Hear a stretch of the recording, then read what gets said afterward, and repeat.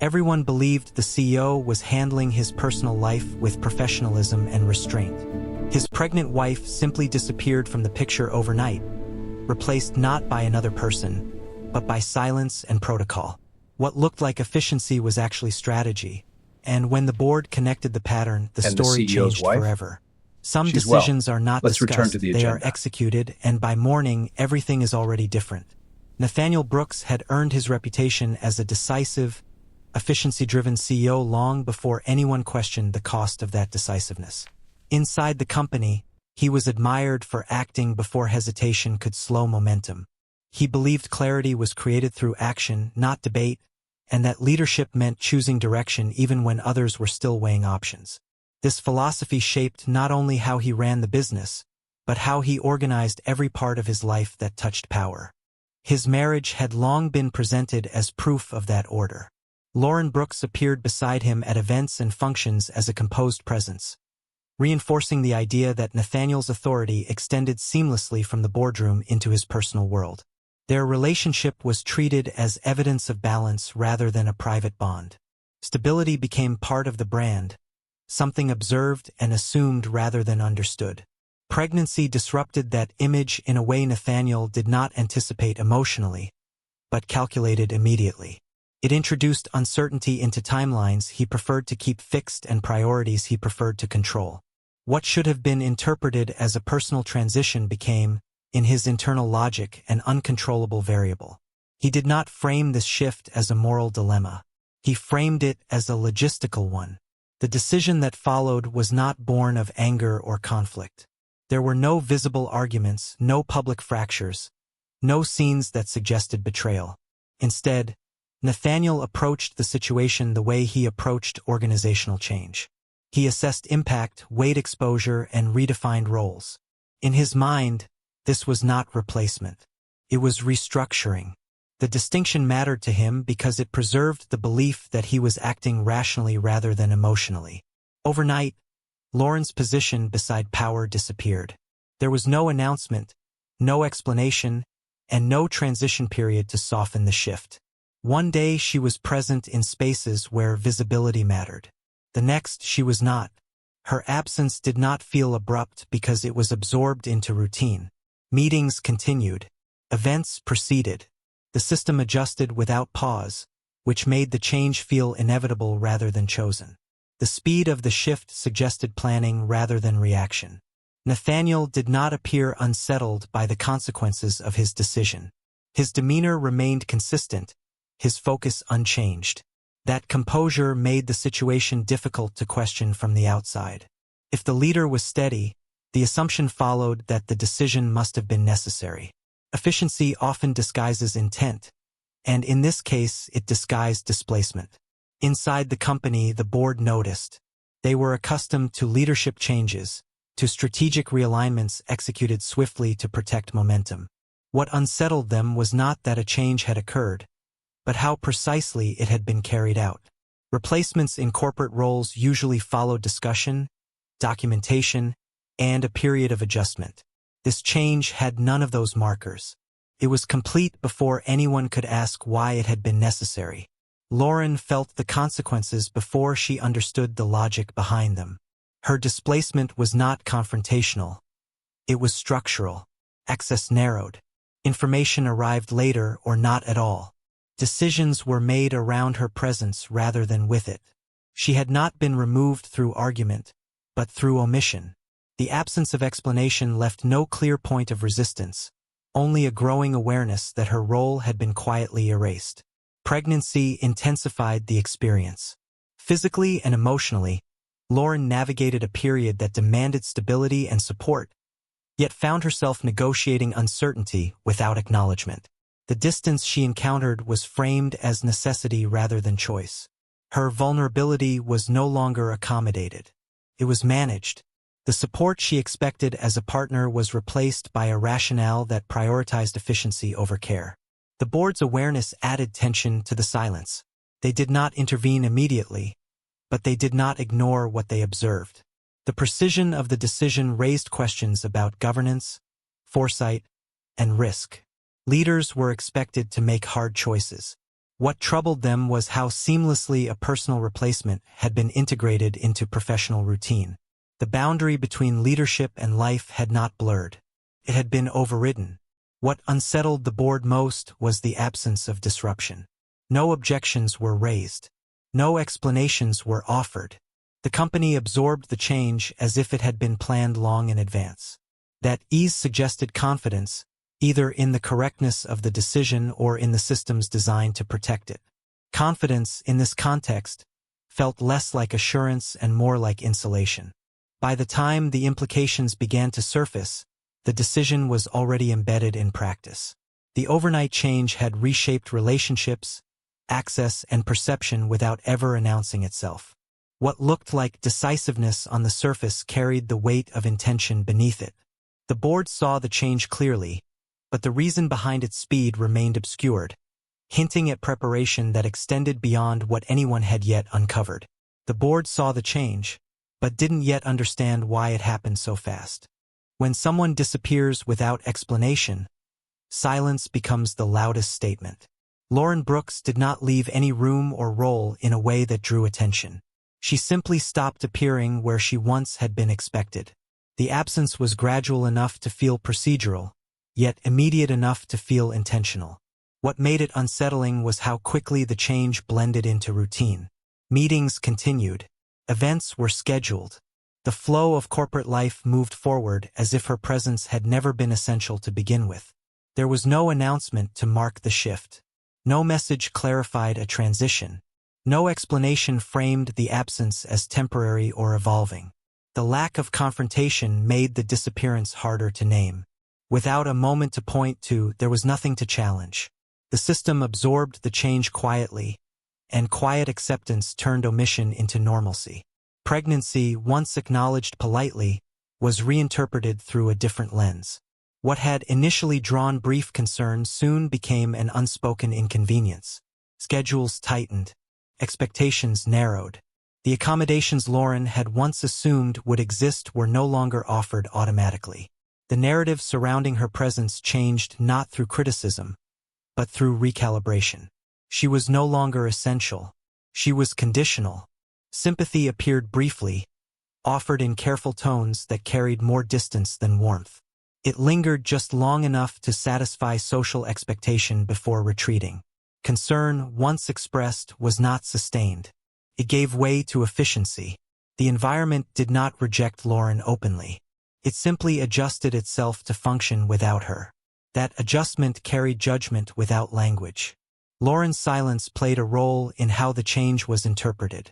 She did not challenge the shift publicly, not because she agreed with it, but because she understood how quickly resistance could be reframed. In a culture that rewarded composure, any objection risked being labeled emotional or disruptive. Her restraint was not compliance, but it was treated as such. Silence became a canvas on which others painted intention. As the weeks passed, the absence hardened into assumption. People stopped asking where Lauren was. They stopped checking whether her absence was expected or explained. The disappearance became background, absorbed into the rhythm of the company. What had once required acknowledgement no longer did. That transition marked the beginning of isolation, not as an event, but as a condition. Emotionally, the impact accumulated. Lauren found herself navigating pregnancy without the informal support that had once existed. Conversations that previously included her now moved around her. Information reached her indirectly or not at all. Decisions affecting her future were discussed in rooms she no longer entered. The distance was not hostile, but it was absolute.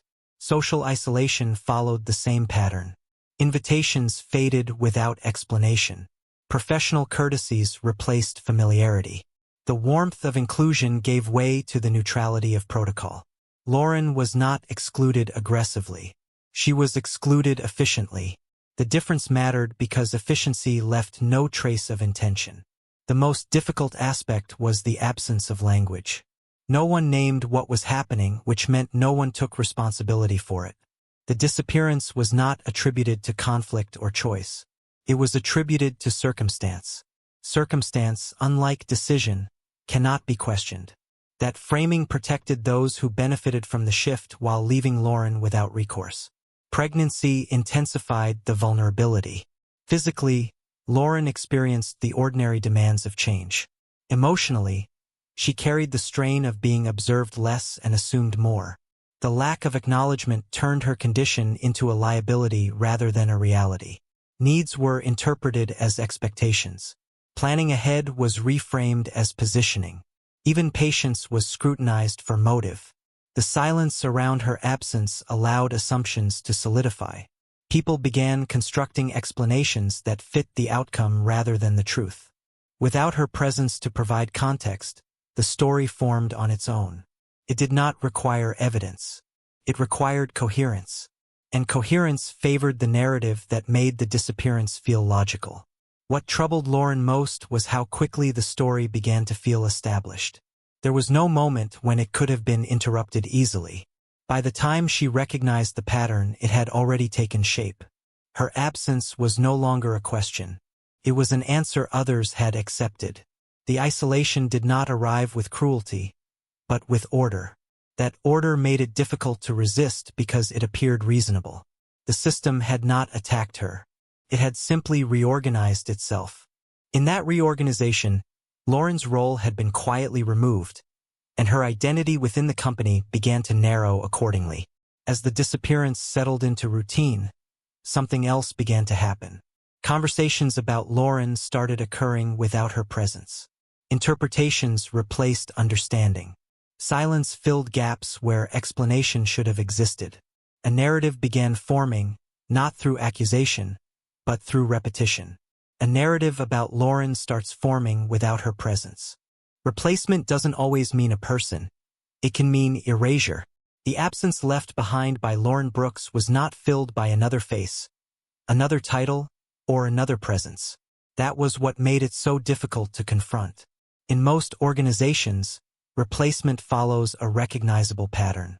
One role vacates, another steps in. The continuity is visible, measurable, and defensible. What happened here followed no such logic. Lauren's role disappeared before any successor appeared, as if the position itself had been quietly declared unnecessary. This form of replacement was more unsettling than a direct substitution. It suggested that Lauren had not been removed to make room for someone else, but to make room for a different structure entirely. The shift was not interpersonal. It was systemic. Where she had once been a visible part of Nathaniel Brooks's professional ecosystem, there was now only protocol, process, and silence. The space she occupied had not been reassigned. It had been erased. Nathaniel understood image the way others understood obligation. To him, image was not cosmetic. It was functional. It determined trust, stability, and authority. Relationships, no matter how personal, were filtered through that lens. The marriage, once useful as proof of balance, had lost its strategic value the moment it introduced unpredictability. Pregnancy did not fit neatly into the image of uninterrupted leadership.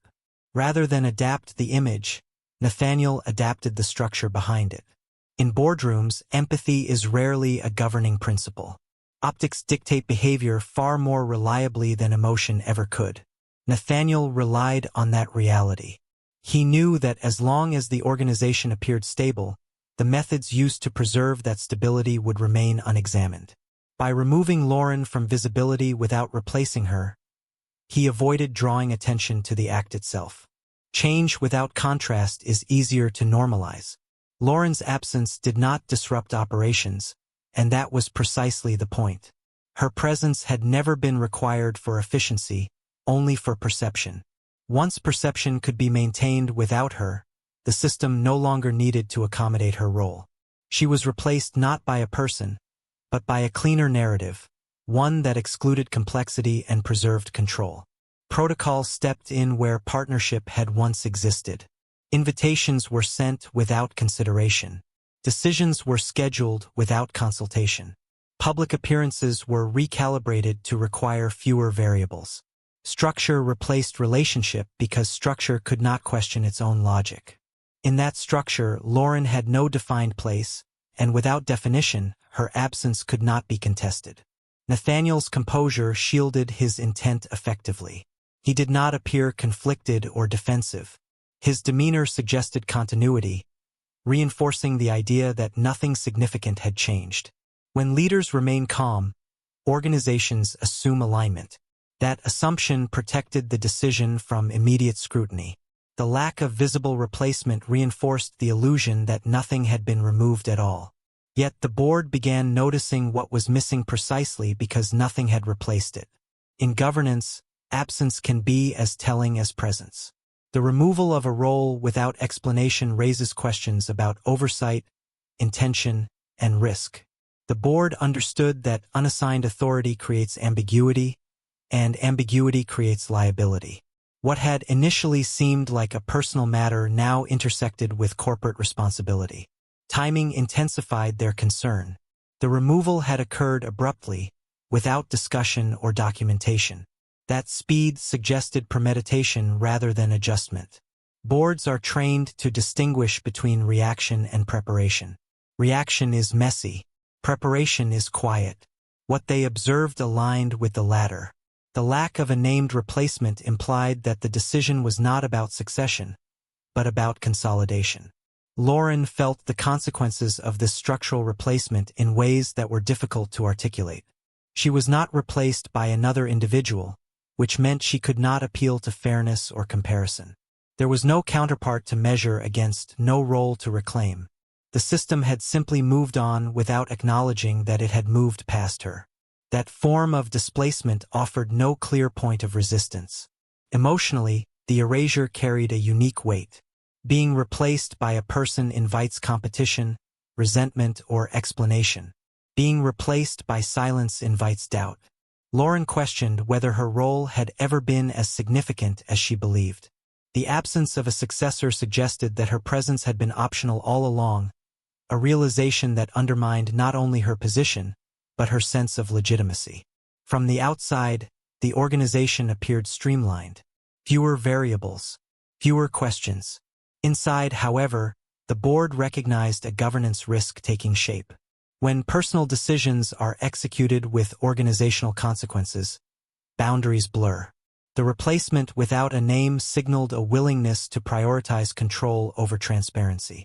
That willingness, once identified, demanded examination. Nathaniel's strategy relied on the assumption that absence would be interpreted as resolution. If no one asked who replaced Lauren, then no one would ask why she needed to be replaced at all. The elegance of the approach lay in its minimalism. No announcement meant no opposition. No successor meant no comparison. Structure absorbed the decision quietly.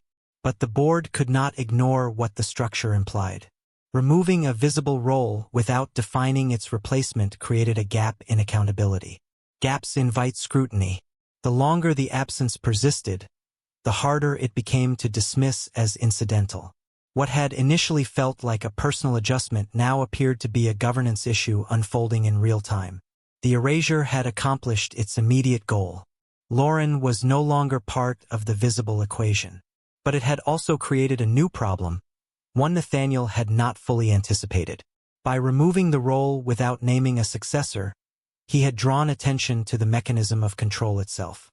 The board no longer questioned whether the change was intentional. They began questioning whether it was appropriate. As they reviewed timelines and patterns, the realization formed slowly but decisively. The replacement had not been about efficiency. It had been about control. And control, when exercised without transparency, carries risk far beyond image. The board begins connecting the timing to governance risk. Impulse hesitates, this decision didn't. What distinguished Nathaniel Brooks's action from a moment of emotional withdrawal was its alignment with systems that moved long before feelings could catch up. The replacement unfolded with a precision that mirrored corporate transitions rather than personal rupture. That precision revealed intent. It suggested that the decision had been tested against calendars, cycles, and contingencies well in advance of its execution. Strategic timing anchored everything. Corporate cycles provide cover when changes must occur quietly. Quarter transitions, board reviews, and internal restructurings create noise that absorbs deviation. Nathaniel placed the replacement within this noise, allowing it to blend into a period already defined by recalibration.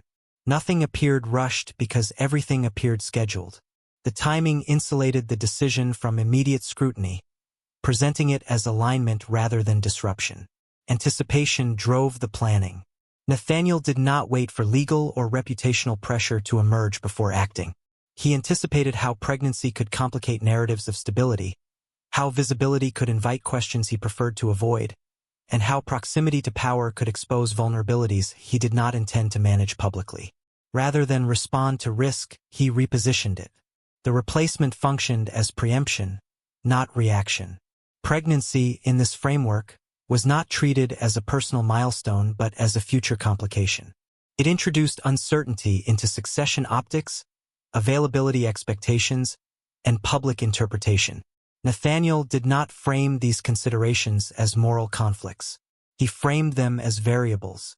Variables, once identified, are addressed through design. The design here was distance, created early enough to feel natural later. Control was exercised through pre-planning rather than confrontation. There were no scenes to document, no disagreements to contextualize, no statements to refute. The absence of visible conflict was itself a product of preparation. By ensuring that no dramatic moment marked the replacement, Nathaniel preserved deniability. If challenged, he could point to process. If questioned, he could cite timing. The plan did not require defense because it avoided exposure. Every move carried plausible explanation without requiring explanation at all. Invitations were adjusted under the guise of logistics. Appearances were recalibrated as scheduling efficiencies. Information flowed according to need rather than habit. Each change could be justified individually, yet together they formed a coherent pattern of exclusion. That coherence revealed planning, not impulse. The board recognized this coherence as they examined the sequence. Impulsive decisions leave irregularities, contradictions, reversals, gaps. This sequence contained none. Each step anticipated the next, minimizing friction and maximizing absorption. The replacement was not a single action. It was a series of aligned adjustments, each reinforcing the last. That alignment indicated foresight. Deniability had been built into every layer. Nathaniel avoided explicit directives that could be traced back to intent. Authority was exercised indirectly, through structures that responded automatically once parameters changed. This approach ensured that responsibility remained diffuse. If questioned, no single instruction could be isolated as decisive. The system appeared to act on its own. Lauren experienced the consequences as inevitability rather than decision. Because no singular moment defined the shift, there was no obvious point of resistance. The replacement felt less like something that happened to her and more like something that simply occurred. That sensation was by design. When outcomes feel inevitable, opposition feels unreasonable. Emotionally, the impact was delayed but cumulative. Lauren sensed that distance had been engineered rather than stumbled into. The consistency of exclusion suggested a plan unfolding according to schedule. Her pregnancy amplified the realization, not because it caused the replacement, but because it revealed the priorities behind it. Accommodation was possible. Simply had not been chosen. From a governance perspective, the planning raised red flags. Boards expect leaders to anticipate risk, but they also expect transparency when personal decisions intersect with organizational structure. Nathaniel's approach blurred that boundary intentionally. By embedding personal replacement within corporate rhythm, he avoided the accountability that usually accompanies such decisions. That avoidance, once noticed, reframed the entire action. The board understood that pre-planning changes the ethical dimension of a decision. Reaction can be contextualized. Preparation implies intention. Intention demands justification. The more they examined the timing, the clearer it became that this was not about managing a moment. It was about managing a future narrative. Nathaniel's confidence rested on the belief that preparation equaled protection. If every move had a reasonable explanation, no move could be challenged decisively. That belief held until the pattern itself became visible. Patterns expose intention because they persist beyond circumstance. The board began mapping the sequence, noting how consistently it favored control over accommodation. What emerged was not a portrait of cruelty, but of calculation. The replacement had been designed to withstand scrutiny precisely because it anticipated it. That anticipation extended beyond social distance into legal positioning, reputational buffering, and informational control. Each layer supported the next, creating a structure resilient to interruption. As the board compared notes, a shared understanding formed. This was not a leader acting under pressure. This was a leader acting ahead of it. The replacement was not an impulse to be forgiven. It was a strategy to be examined. Preparation extended beyond social distance. Silence can protect power while destroying credibility. In the weeks following the replacement, silence settled over the situation like an unspoken agreement. Nathaniel Brooks did not address the change publicly, and that restraint was immediately interpreted as leadership. His refusal to explain was framed as discipline, a sign that he would not allow personal matters to distract from organizational focus. Within executive circles, silence often signals confidence. In this case, it reinforced the assumption that nothing improper had occurred. Lauren's silence was interpreted very differently. Where Nathaniel's restraint suggested control, hers suggested acceptance. The same absence of words carried opposite meanings depending on who occupied power. Her quiet was not read as composure, but as expectation. People assumed that if she had concerns, she would have voiced them. The fact that she had not was taken as confirmation that the change was reasonable, even necessary. Support systems responded accordingly. What had once been informal reassurance and inclusion receded without acknowledgement. Allies did not withdraw dramatically. They adjusted their distance. Messages slowed. Invitations softened into optional gestures. The structure of support did not collapse. It simply reorganized itself around Nathaniel's continued authority. Silence guided the reorganization, allowing people to disengage without appearing disloyal. This uneven interpretation created a visible imbalance in credibility. Nathaniel's silence accumulated trust. Lauren's silence depleted it. Each day without explanation added weight to the assumption that the decision had been justified. The absence of objection was treated as validation rather than constraint. Few considered that silence might be strategic for survival rather than agreement. Lauren recognized the risk of speaking out too early. In environments governed by perception, timing determines meaning. Any attempt to challenge the replacement could be reframed as emotional response rather than legitimate concern, especially given her pregnancy. She understood that silence, while costly, preserved dignity in the short term. What she could not control was how that silence would be interpreted by others. The board began noticing how restraint was being rewarded selectively. They observed that Nathaniel's lack of explanation increased his standing, while Lauren's lack of explanation diminished hers. This asymmetry raised questions about governance culture rather than individual behavior. When silence functions as endorsement for one party and erasure for another, it becomes a tool rather than a neutral state. The imbalance extended into decision-making processes. Information was shared upward but not outward. Context was preserved for those with authority and withheld from those without it. Lauren received outcomes rather than rationale. This distribution reinforced the perception that she was no longer essential to understanding, only to consequence. Silence enabled that distribution by eliminating the need for justification. Emotionally, the cost accumulated quietly. Lauren felt herself becoming peripheral to conversations that directly affected her future. The absence of dialogue made it difficult to challenge outcomes without appearing disruptive. Silence limited her options even as it preserved her composure. The longer it persisted, the more it defined her position. Nathaniel benefited from the same silence in a different way. His authority appeared unchallenged because no challenge was visible. The lack of public dispute suggested consensus. Silence functioned as insulation, preventing scrutiny from reaching him directly. As long as no one spoke, no one could be quoted. The absence of language protected him from accountability. The board's concern deepened as they traced how silence moved through the organization. It flowed downward, limiting explanation and narrowing participation.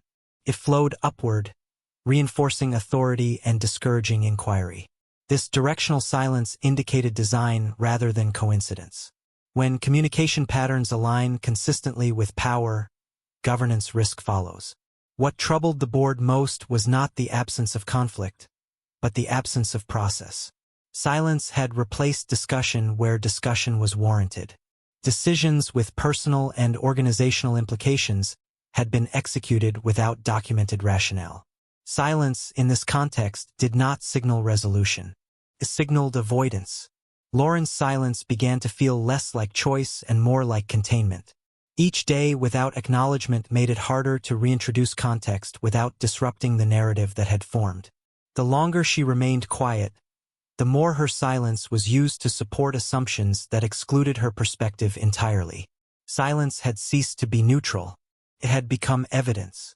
As the imbalance grew, the board began seeking anchors beyond perception. Silence can obscure, but it cannot eliminate record.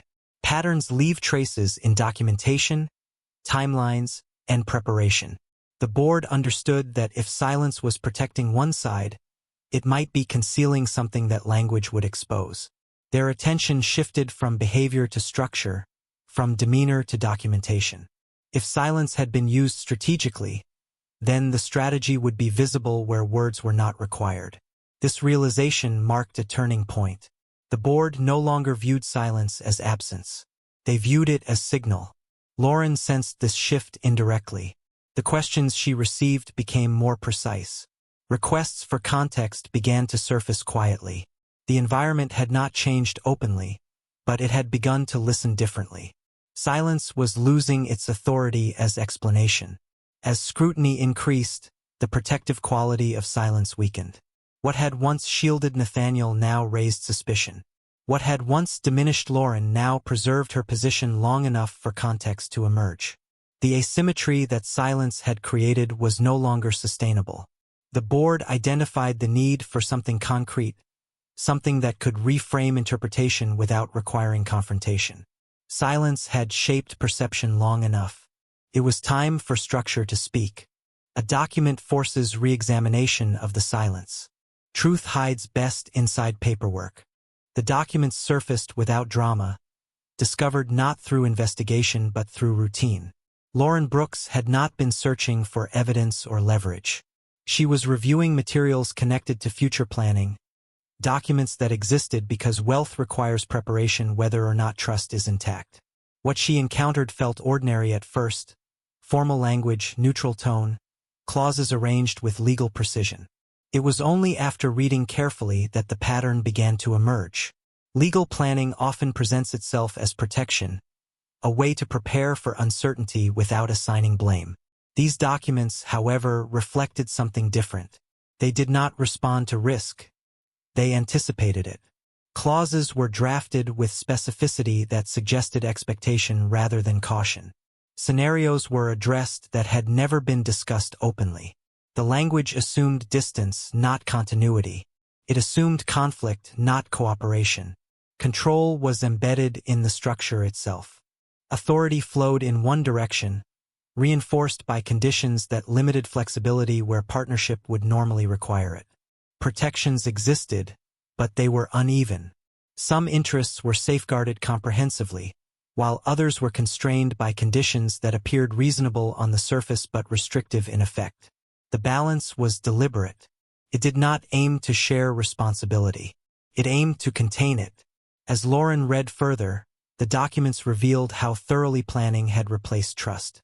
Provisions addressed access, visibility, and decision-making authority in ways that mirrored the changes she had already experienced socially. What she had felt intuitively now appeared in writing. The distance was not accidental. It had been formalized. The will stood out most sharply. It contradicted the public image of partnership that had surrounded Nathaniel Brooks for years. Where public appearances suggested unity, the document assumed separation. Where narratives of stability had been encouraged, the language prepared for fracture. This was not a document written in response to crisis. It was written in anticipation of it. Intent became visible not through accusation, but through alignment. The legal framework matched the behavioral pattern too closely to ignore. The replacement that had occurred overnight was no longer just a personal decision. It was part of a larger design that extended beyond visibility into permanence. The structure ensured that distance, once created, would be sustained regardless of circumstance. What unsettled Lauren most was how calmly the documents addressed scenarios that had never been acknowledged emotionally. There was no hostility in the language, no trace of resentment. The neutrality made the intent clearer. This was not preparation driven by fear. It was preparation driven by control. The absence of emotion made the planning more revealing, not less. The realization reframed everything. The silence that had followed the replacement was no longer just social. It was structural. The support that had withdrawn was not simply interpersonal. It was anticipated. The documents explained why the transition had felt inevitable. It had been designed to feel that way. Lauren understood then why resistance had seemed impractical from the start. The framework did not require her agreement to function. It relied on compliance enforced through systems rather than confrontation. The planning ensured that any challenge would appear disruptive, not corrective. The structure protected itself by presenting limitation as responsibility. The board's earlier unease took on new significance when these documents entered consideration. Governance is built on alignment between authority and accountability. The planning Lauren uncovered suggested a misalignment that could not be dismissed as private caution. When legal structures reinforce personal decisions that affect organizational dynamics, oversight becomes necessary. What made the documents especially powerful was their plausibility. Each clause could be defended individually. Each provision had precedent. Together, they formed a network that constrained one party while insulating the other. This network did not accuse. It assumed. Assumption, when embedded in structure, becomes difficult to challenge without appearing unreasonable. Lauren recognized the risk of exposure. Documents do not speak on their own. Timing determines whether they clarify or complicate. Revealed too early, they could reinforce the narrative already forming about her.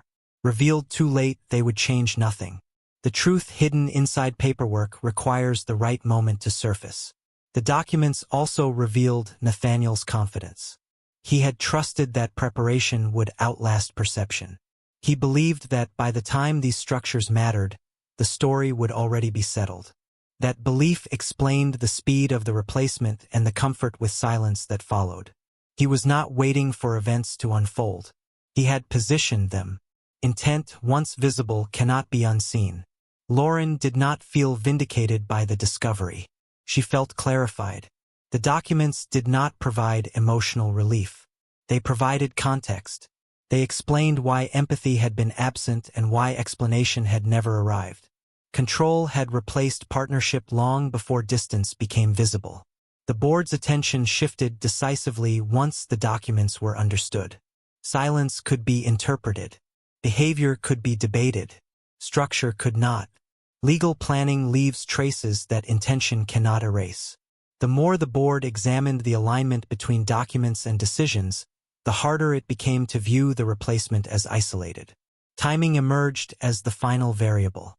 The documents had been written to endure quietly, to surface only when necessary and under conditions favorable to control. What Nathaniel had not anticipated was disruption in sequence. Exposure does not require conflict. It requires misalignment between narrative and structure. That misalignment was growing. Lauren realized that the documents were not a weapon. They were a mirror. They reflected a version of the truth that had been carefully concealed behind efficiency and silence.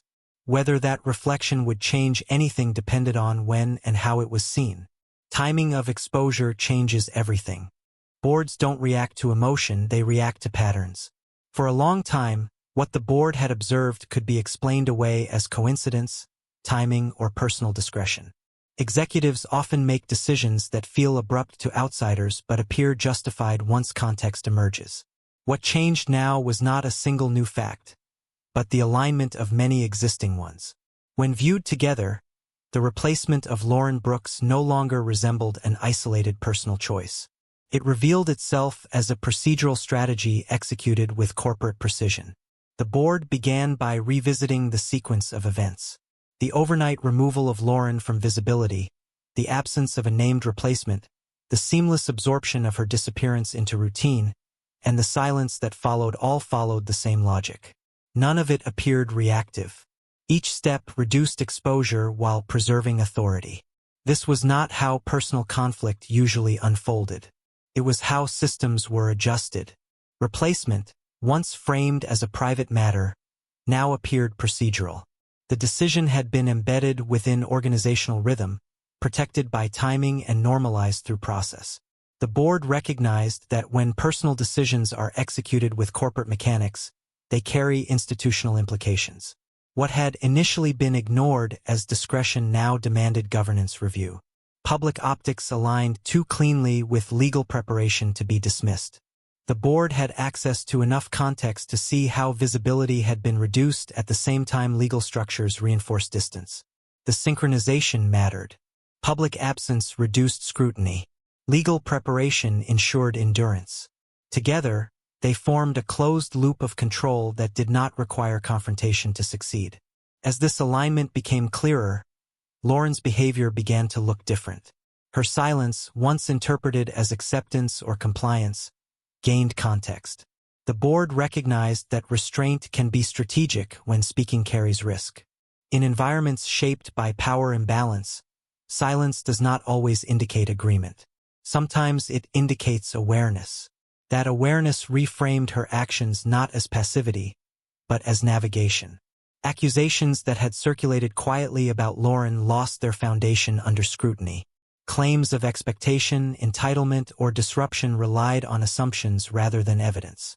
When the board examined actual behavior alongside structural constraints, those assumptions collapsed. There was no record of interference, no pattern of excess, no justification for exclusion beyond control. The narrative that had filled the gap left by her absence no longer held. Nathaniel Brooks's restraint, long admired, was also reinterpreted. The board did not question his competence or achievements. They questioned the use of restraint as insulation. Silence, when aligned consistently with advantage, stops being neutral. It becomes strategic. The board understood that his composure had not been a response to chaos, but a confidence in preparation. That distinction altered how his leadership decisions were evaluated. The pattern extended beyond one relationship. The board recognized a leadership style that favored preemption over accommodation, structure over dialogue. While effective in certain contexts, that style carried risk when applied to matters involving human consequence and organizational perception simultaneously. Governance requires not only outcome management, but transparency when boundaries blur. What emerged was not outrage, but recalibration. Boards do not act on sentiment. They adjust frameworks. The conversation shifted from whether the replacement was justified to whether it had been handled appropriately within governance expectations. That shift mattered because it moved the issue from personal territory into institutional responsibility. Perception within the boardroom began to change subtly. Nathaniel was no longer viewed solely as a decisive leader. He was viewed as a leader whose decisiveness required closer oversight. The distinction was not punitive. It was corrective. Authority had not been stripped, but it was no longer unquestioned. Lauren's position stabilized without announcement. She was no longer the subject of speculation. She became a reference point for understanding how power had been exercised. The board did not elevate her. They contextualized her. That context restored balance where assumption had created distortion. The recognition of pattern created momentum that did not require immediate action. Once seen, patterns influence interpretation naturally. Future decisions were examined with greater care. Silence no longer resolved uncertainty. It raised it. The mechanisms that had once protected authority now attracted scrutiny because their consistency had made them visible. Nathaniel sensed the change indirectly. Responses slowed. Questions became more precise. Approval required clarification that had not been necessary before. The environment did not turn hostile. It became attentive. That attentiveness altered the balance of power more effectively than confrontation ever could. The board understood that control depends on sequence. As long as events unfold in the order designed, authority remains intact. But once interpretation changes, sequence loses its advantage. The pattern they had identified disrupted the narrative Nathaniel relied on. It did not accuse him. It required him to exist within a different framework. This shift marked a turning point. The board had not reached a conclusion, but they had reached clarity. The replacement was no longer viewed as a personal adjustment. It was recognized as a strategic act with organizational consequences. That recognition changed everything that followed. Perception, once aligned unquestioningly with power, began to move. And when perception moves, control has to adapt or weaken. The board had seen the pattern clearly now. They could not unsee it. Perception begins to shift against power. Control only works when events stay in sequence. Nathaniel Brooks's strategy had relied on order. Each decision had been positioned to support the next, creating a chain that guided perception forward without interruption. As long as events unfolded in the order he anticipated, control remained intact. What disrupted that control was not opposition but disorder. Information began surfacing out of sequence, and the structure that depended on timing started to weaken. The first disruption came quietly. Context that had been assumed settled reappeared in unexpected places. Questions emerged before explanations were ready. Observations were made without reference to the narrative that had once framed them. The absence of a predictable sequence created gaps, and those gaps invited scrutiny. Control, once seamless, now required correction. Authority attracts scrutiny when certainty dissolves. Nathaniel's decisions, previously accepted without pause, began to draw measured attention. The board did not challenge outcomes directly, but they examined process more carefully. Each review lingered longer than before. Each approval required justification that had once been implied. Authority remained, but it no longer moved freely. As scrutiny increased, sympathy realigned toward Lauren Brooks. The board and those around them began reconsidering her silence through the lens of context rather than assumption. What had once been framed as compliance now appeared as constraint. Her absence from visibility, once normalized, gained meaning when placed against the sequence of legal preparation and procedural replacement. Sympathy did not arise from emotion. It arose from coherence. This realignment unsettled the narrative. Stories that had relied on implication began to lose their footing. Without a clear sequence to support them, interpretations felt incomplete. The timing that had protected Nathaniel now worked against him. Decisions made earlier, designed to preempt questions, now appeared premature. The order of events suggested anticipation rather than response. Board confidence weakened not because of a single discovery, but because alignment fractured. Governance depends on consistency between action, documentation, and explanation. As information surfaced out of order, that consistency eroded. The board recognized that they were no longer reviewing isolated decisions. They were observing a pattern whose timing no longer made sense. The narrative began to lose coherence. Where once there had been a clean story of efficiency and discretion, there were now overlapping explanations that did not align. Silence, which had previously smoothed transitions, now amplified uncertainty. Without the proper sequence, silence could not fill gaps. It only highlighted them. Lauren's position continued to stabilize as this disorder unfolded. She did not need to assert herself for sympathy to return. The shift occurred because the story required her presence to make sense. Excluding her had simplified the narrative initially. Reintroducing context complicated it, but that complexity restored accuracy. Control depends on simplicity. Truth does not. Nathaniel sensed the shift indirectly. The rhythm of decision-making changed. Feedback arrived later. Endorsements came with conditions. The confidence that once insulated him no longer functioned without reinforcement. Timing had been his strongest asset. Now it was his most fragile one. The failure of timing exposed the limits of pre-planning. Anticipation works only when future events cooperate. When information appears earlier or later than expected, preparation becomes conspicuous. The board recognized that what had been framed as foresight now resembled orchestration. Orchestration invites evaluation. As scrutiny deepened, the board's confidence in the existing narrative weakened further. They did not accuse. They recalibrated. Control was no longer assumed to be benign. It became a factor to be assessed. This shift altered how authority was interpreted across decisions, not just those involving Lauren. The loss of coherence accelerated the change. Stories that once supported each other now conflicted. Timelines overlapped without alignment. Explanations felt partial.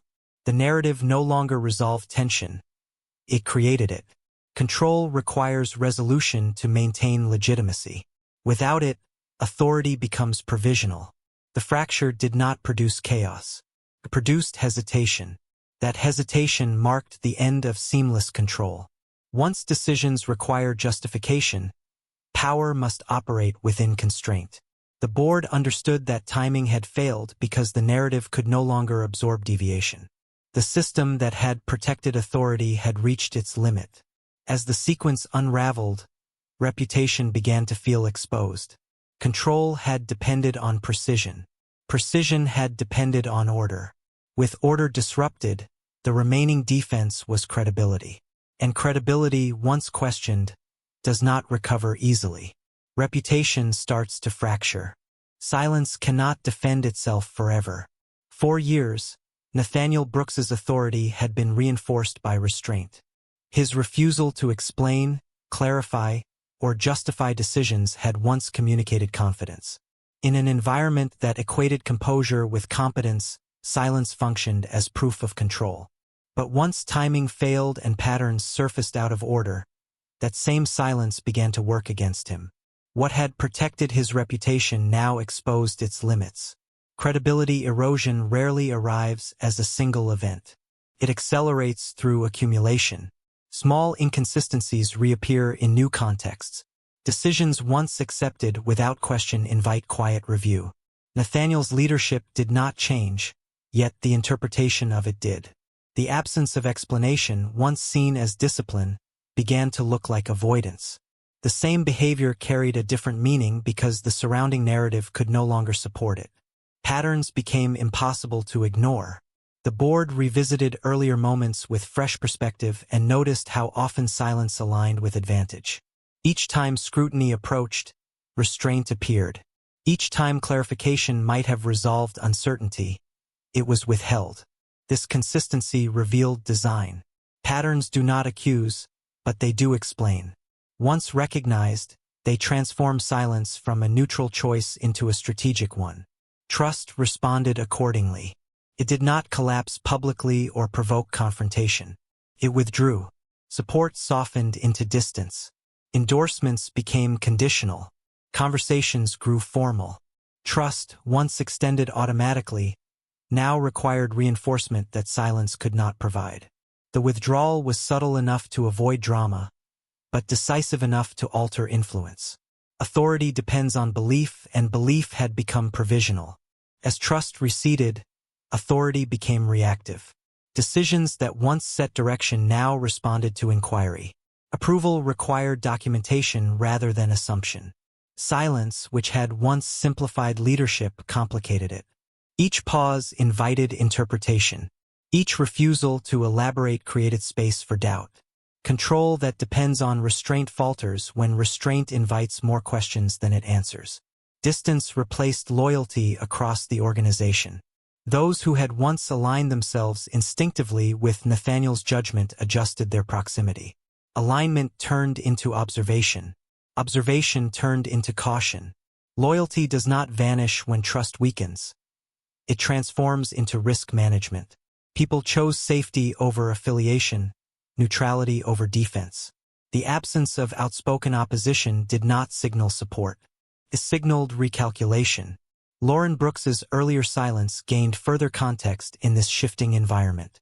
Where Nathaniel's restraint now appeared strategic, hers appeared constrained. The contrast clarified how silence had been interpreted differently depending on power. The board recognized that credibility had been distributed unevenly, and that recognition corrected the imbalance without requiring confrontation. Silence no longer favored authority by default. The reputation Nathaniel had built relied on the assumption that restraint equaled responsibility. That assumption fractured as evidence accumulated. Silence could no longer substitute for transparency because transparency had become necessary to restore coherence. Without it, explanations felt partial, and partial explanations erode confidence faster than admission ever could. Distance spread beyond immediate decision-making. Relationships that had been anchored in trust recalibrated toward protocol. Protocol is efficient, but it is impersonal. It maintains function while withdrawing commitment. As protocol replaced loyalty, the organization continued to operate smoothly, but influence thinned. Authority remained in form, but not in effect. What made the erosion irreversible was its quietness. There was no scandal to outlast, no accusation to refute. The change was structural, embedded in how decisions were received rather than what decisions were made. Silence could not counter this shift because silence offered no new information. It preserved composure while allowing doubt to mature. Nathaniel sensed the change through friction. Processes slowed. Feedback became specific. Assumptions were replaced by requests. None of this was confrontational, but all of it required effort that had not been necessary before. The ease that once defined his leadership was gone. Control, once seamless, now required constant calibration. The board's role evolved accordingly. They did not seek to punish or provoke. They sought to stabilize governance. Stability required clarity, and clarity required context. Silence, having exhausted its usefulness, could no longer provide either. The board recognized that reputation built on restraint must eventually account for impact. When it does not, it fractures under attention. Distance continued to replace loyalty because loyalty requires belief. Belief requires explanation. Explanation requires engagement. Silence interrupts that sequence. Once interrupted long enough, the sequence cannot be restored by restraint alone. The organization adapted to this reality by redistributing confidence cautiously, minimizing dependence on a narrative that no longer resolved uncertainty. As the erosion progressed, Nathaniel's reputation did not collapse. Cracks matter because they change how weight is borne. The authority that once carried decisions effortlessly now bore them with visible strain. Each new decision added pressure to a structure already compromised by doubt. What remained was not chaos, but inevitability. Silence had reached its limit as defense. The patterns it concealed had become visible. Trust had withdrawn without spectacle. Loyalty had transformed into distance. Authority had become reactive. The story that once protected Nathaniel could no longer carry him forward unchanged. With credibility eroding and influence thinning, the focus shifted to what could still be preserved. Outcomes could be managed. Operations could continue. But reputation, once cracked, does not return to its original form. It becomes something else, shaped by consequence rather than control. Only legacy remains to be negotiated. The strongest justice needs no announcement. Justice arrived without spectacle, without raised voices or formal declarations. It did not require a public reckoning because the truth had already settled into place. What changed was not policy or leadership overnight, but interpretation. The board no longer relied on assumption to understand what had happened. They relied on alignment between timing, structure, and consequence. Once alignment was clear, justice did not need to argue for itself. No public fallout followed, and that absence was intentional. Confrontation would have centered attention on defense rather than understanding. The board recognized that escalation would only restore the very dynamics they were trying to correct. Silence had once protected power. Now discretion protected balance. By refusing to dramatize the correction, they ensured it would endure. Truth settles naturally when it no longer needs protection. The documents, the sequence of events, and the observed patterns converged into a coherent account that required no persuasion. Each piece supported the next. The story explained itself. In such moments, justice is not imposed. it is acknowledged. The board's role was not to pronounce guilt or vindication, but to recalibrate governance in response to what had become evident. Trust was recalibrated carefully. Authority remained, but it was redistributed with clearer boundaries. Oversight increased where discretion had once gone unquestioned. Processes that had relied on assumption were formalized. The board did not remove Nathaniel Brooks from his position or undermine the company's stability. Instead, they adjusted the framework within which his decisions would be evaluated. Justice, in this form, strengthened the institution rather than destabilizing it. Lauren Brooks's dignity was restored without spectacle. There was no announcement to correct the record, no apology demanded or offered. Correction occurred through inclusion rather than recognition. Information flowed again. Context was provided rather than withheld. Decisions that affected her were no longer made in her absence. The restoration did not elevate her beyond others. It returned her to parity. That parity was the point. What mattered most was how quietly this shift occurred. The absence of drama ensured that the correction could not be reframed as reactionary or emotional. It became structural rather than symbolic. Structural corrections outlast narratives because they do not depend on continued attention. Once embedded, they persist. Nathaniel sensed the change through process rather than proclamation. Requests for context increased. Decisions were reviewed with greater specificity. The environment did not turn adversarial. It became precise. Precision replaced assumption. Authority was no longer insulated by restraint alone. It required clarity. This change did not punish Nathaniel. It constrained the mechanisms that had allowed silence to substitute for accountability.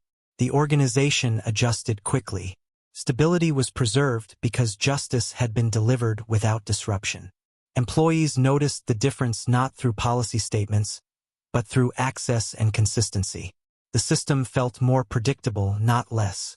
That predictability reinforced confidence in governance, even as it limited unilateral control. Lauren experienced the correction as relief without triumph. Her position no longer required defense, but it also did not demand performance. The dignity restored to her did not rely on validation from others. It rested on the removal of distortion. When assumptions fell away, her presence no longer needed explanation. Justice in this form avoided creating winners and losers. It corrected imbalance without assigning spectacle. The board understood that public confrontation often produces resistance rather than resolution. By choosing quiet correction, they preserved institutional integrity while addressing the underlying issue. The outcome was not dramatic, but it was decisive. The meaning of justice shifted accordingly. It was no longer about accountability alone. It became about alignment between values, process, and consequence. The correction ensured that future decisions would be evaluated within a clearer framework, one less vulnerable to manipulation through timing or silence. As the system settled into this new equilibrium, the story moved forward without the weight of unfinished conflict. There was nothing left to expose publicly because exposure had already served its purpose internally. Justice had arrived not to be witnessed, but to be integrated. In the stillness that followed, one realization became unavoidable. When justice does not announce itself, it reshapes legacy quietly. Actions once interpreted as strength acquire new meaning. Decisions once admired for efficiency are remembered for their impact. The absence of confrontation did not erase consequence. It ensured that consequence would endure. Legacy begins to change meaning. Control always demands payment, just not immediately. Nathaniel Brooks had long believed that control was neutral, even virtuous. In his world, control meant foresight, containment of risk, and the prevention of chaos. It allowed organizations to function smoothly and leaders to appear steady under pressure. What he underestimated was that control does not disappear after it is exercised. It accumulates cost quietly, collecting payment over time in places that cannot be reconciled with spreadsheets or authority. The emotional cost emerged first, though it was the least visible. Distance became the default posture in relationships that once relied on proximity and trust. Control required separation to remain effective, and separation hollowed connection without announcing its departure. Nathaniel's composure insulated him from discomfort, but it also insulated him from empathy. Emotional exchange felt inefficient, something that complicated outcomes rather than securing them. Over time, this perspective transformed relationships into arrangements and presence into function. Lauren bore this cost most directly. The distance imposed around her was framed as necessity rather than choice, but the effect was the same. Emotional support was replaced by structural management. Care was substituted with protocol. The absence of overt hostility made the damage harder to name, yet deeper to endure. When neglect is justified as order, it becomes invisible to those who benefit from it and unavoidable to those who live within it. The human cost extended beyond their relationship. Control reshaped how Nathaniel related to everyone around him. People were valued for predictability rather than honesty. Compliance was rewarded because it maintained stability. Dissent was tolerated only when it could be absorbed without disruption. This environment discouraged truth and favored alignment, creating a culture where people learned to adjust themselves to the system rather than contribute to it. Isolation followed naturally. Authority maintained through restraint does not invite closeness. It invites distance. As scrutiny increased and the narrative shifted, Nathaniel discovered that control offered no refuge. The systems he trusted could organize decisions, but they could not restore connection. When influence thinned, there was no relational depth to draw upon. Control had preserved structure while eroding belonging. The moral cost proved most enduring because it reshaped justification. Control requires rationale to sustain itself, and that rationale gradually blurs ethical boundaries. Actions taken to preserve order are reframed as responsibility. Omissions become acceptable when labeled protocol. Silence is defended as professionalism. Over time, this logic makes it possible to overlook harm without acknowledging it. Morality becomes conditional, applied differently depending on who benefits from stability. Nathaniel did not see himself as unjust. He saw himself as careful. That distinction mattered because it allowed him to rationalize decisions that prioritized image over impact. The replacement of Lauren was not, in his mind, an act of cruelty. It was a necessary adjustment to protect continuity. This rationalization insulated him from guilt while deepening the harm he caused. Control made harm feel administrative rather than personal. Power was preserved, but meaning was lost. Authority remained intact in form, yet it no longer carried resonance. Control without trust feels heavy, burdensome rather than empowering. The organization continued to function, but its alignment shifted from belief to compliance. Compliance maintains order, but it does not generate loyalty. Without loyalty, influence thins even when power remains. Lauren's experience highlighted this cost through contrast. As control loosened its hold on her, autonomy returned. Her dignity did not depend on dominance or assertion. It depended on clarity. Where Nathaniel invested in maintaining authority, Lauren invested in endurance. The difference became visible as the story progressed. Control demanded payment. Integrity did not. The realization that power had lost relevance arrived quietly. Authority still existed, but it no longer defined outcomes on its own. Decisions required explanation where assumption had once sufficed. Restraint, once admired, now invited interpretation. Control could organize process, but it could not define purpose. Purpose requires alignment between intention and impact, and control had severed that alignment. The cost of control also manifested as permanence. Distance, once introduced, proved difficult to reverse. Relationships that had adapted to protocol did not return easily to trust. Silence, once normalized, could not suddenly become transparency without suspicion. Control leaves residue. Even when it relaxes, the structures it created continue to shape behavior. Nathaniel confronted this residue indirectly. The absence of confrontation did not mean the absence of consequence. Influence thinned as reliance on his judgment became conditional. The ease that once defined his leadership was gone. Control now required maintenance rather than delivering it. That inversion marked the loss of relevance more clearly than any public challenge could have.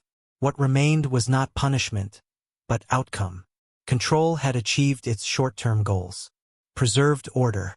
It avoided disruption. It maintained authority. What it failed to preserve was meaning.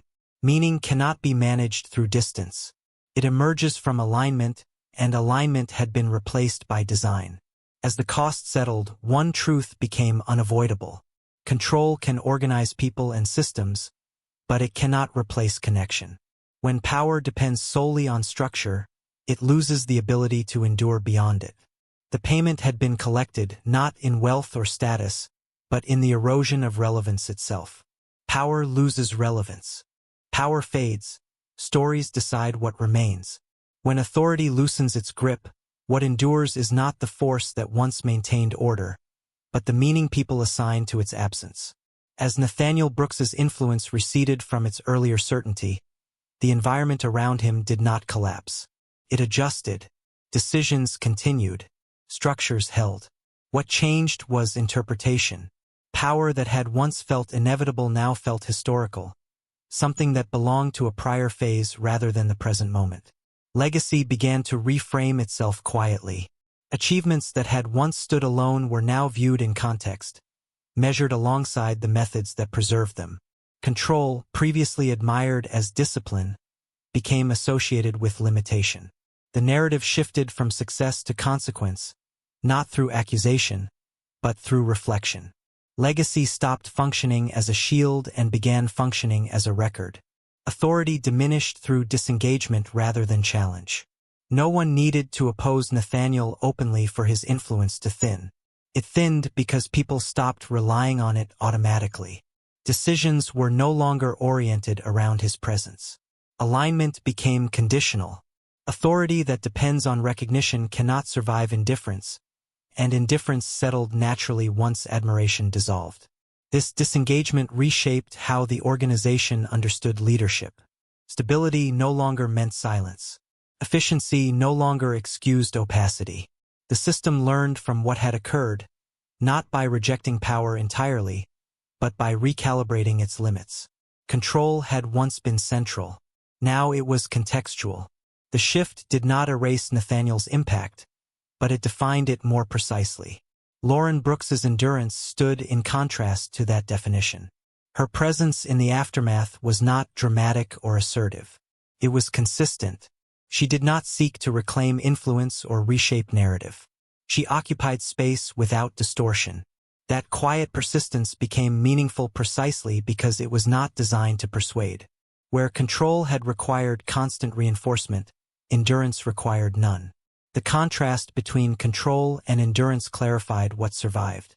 Nathaniel's authority had shaped outcomes for a time, but it required structure to sustain itself.